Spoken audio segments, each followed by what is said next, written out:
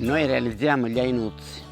sono degli animaletti fatti con il formaggio a pasta filata.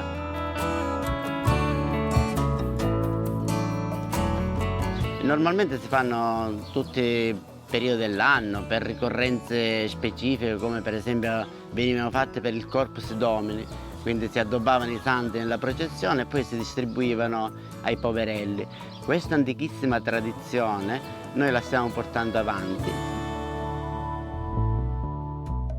perché mia madre negli anni 60 ha imparato da una sua zia e quindi ha trasmesso questa cultura a me e io la sto portando avanti, quindi realizziamo questi Ainuzzi con il formaggio di pasta filata.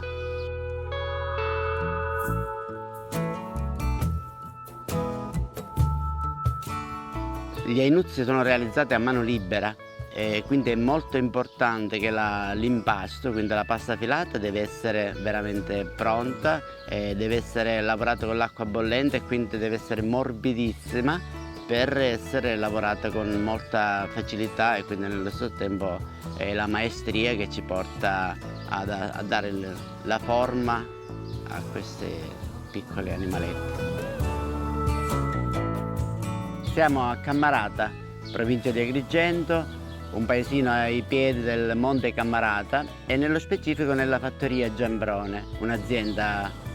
nata negli anni 50 ad opera di Giambrone Salvatore, quindi mio padre, e Giracello Vincenza, mia madre. Da sempre ci siamo occupati di allevamento di mucche da latte e la relativa lavorazione del latte, quindi facendo formaggi a pasta filata.